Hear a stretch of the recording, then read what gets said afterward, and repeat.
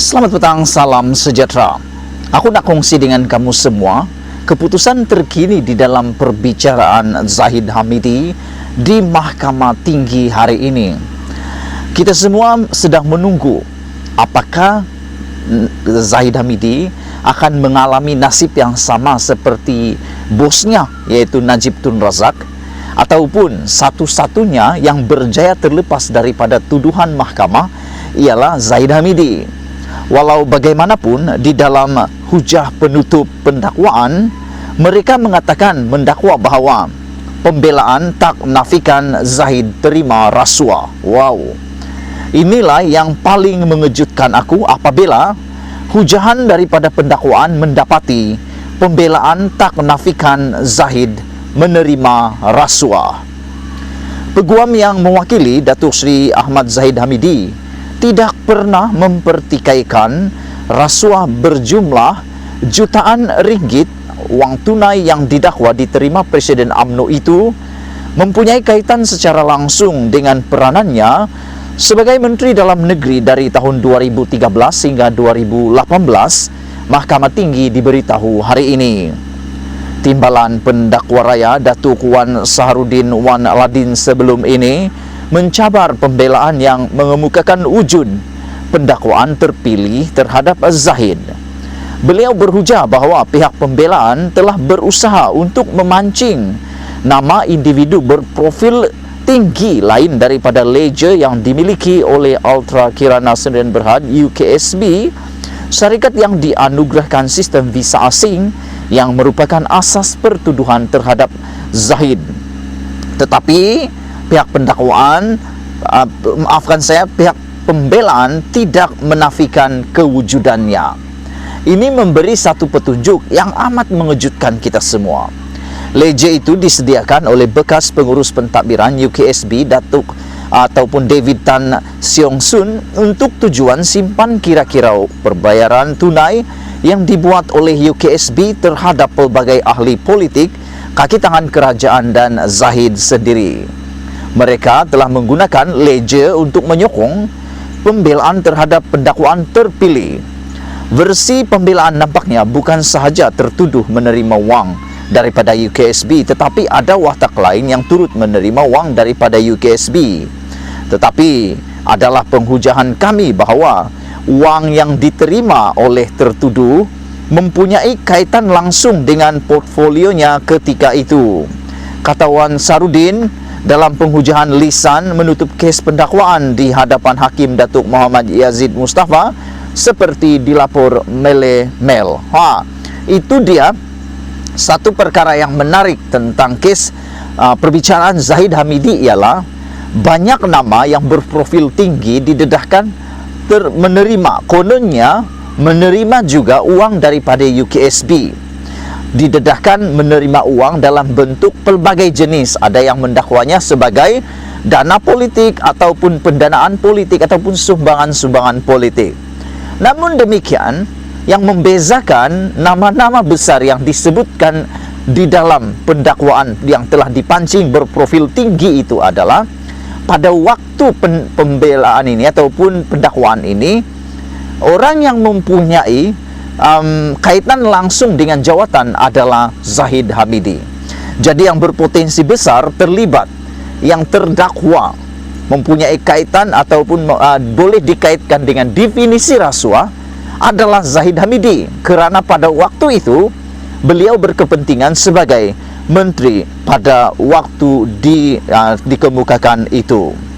Memandangkan pihak pembelaan gagal mencabar kesahihan ledger dan nama kod Zahid dirujuk, Wan Sarudin berkata kandungan ledger itu menegaskan keterangan 3 saksi penting yang memberi keterangan berhubung penerimaan Zahid terhadap pembayaran tunai bulanan daripada syarikat itu. 3 saksi pendakwaan ialah bekas pengarah UKSB Wan Qorais Shah Wan Abdul Ghani dan Harry Lee Wui Kyun dan Tan. Lee, Wan Qorais dan Tan menyokong satu sama lain dan kandungan ledger itu bagi menguatkan keterangan mereka, kata Wan Sarudin.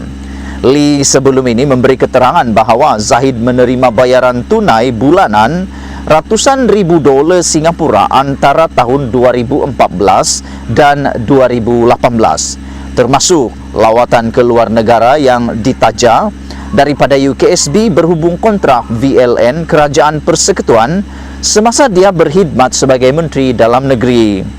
Bagi percubaan pihak pembelaan untuk menggambarkan saksi utama pendakwaan sebagai tidak boleh dipercayai, Wan Syarudin berkata, artikel berita yang mengandungi penafian yang dibuat oleh penerima lain yang didakwa termasuk ahli politik terkenal dianggap tidak boleh diterima di sisi undang-undang. Beliau kemudian meminta mahkamah untuk mengabaikan mereka dan menghapuskan mereka daripada rekod. Terdahulu, Timbalan Pendakwa Raya Abdul Malik Ayub juga cuba meyakinkan mahkamah bahawa Zahid menerima wang itu sebagai suapan dan untuk dirinya sendiri sebagaimana keterangan saksi utama UKSB. Abdul Malik berkata UKSB tidak membayar wang itu ke dalam akaun Bank UMNO maupun mendapatkan risit untuk pembayaran. Selain menambah bahawa Zahid sendiri tidak menolak wang itu adalah apabila diserahkan kepadanya. Aku nak baca sekali lagi. Abdul Malik berkata UKSB tidak membayar wang itu ke dalam akaun Bank UMNO maupun mendapatkan risit untuk pembayaran. Selain menambah bahawa Zahid sendiri tidak menolak wang itu apabila diserahkan kepadanya. Sumbangan itu dibuat secara tunai, diserahkan kepada tertuduh secara pribadi dan tidak pernah dibayar ke dalam akaun UMNO, walaupun bayaran itu dikatakan sumbangan politik, katanya lagi. Oh, ini dia. Inilah dia yang isu paling hangat apabila ia membabitkan akaun pribadi. Kalau memang itu adalah menurut pendakwaan, kalau memang itu adalah sumbangan politik untuk UMNO, mengapa tidak dimasukkan dalam akaun UMNO? Kenapa masuk dalam akaun pribadi?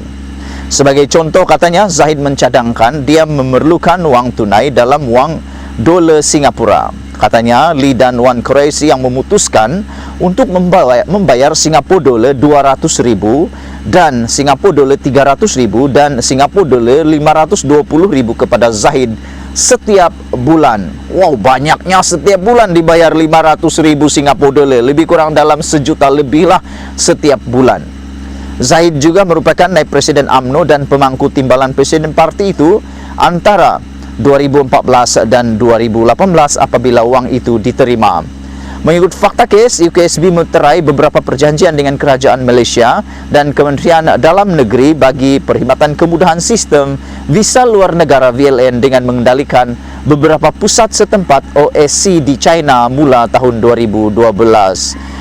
Presiden UMNO itu didakwa melakukan semua perbuatan berkenaan di Seri Satria di Persin 16 Putrajaya dan Country Heights Kajang antara Oktober 2014 dan Mac 2018. Najib Zahid akan terus berteka-teki apakah keputusannya kerana pihak pendakwaan telah menutup hujah mereka hari ini. Sekian dulu, jangan lupa tinggalkan komen Anda, tekan butang subscribe. Malaysia kita punya, kita jaga sama-sama, cintai Malaysiaku. Bye-bye.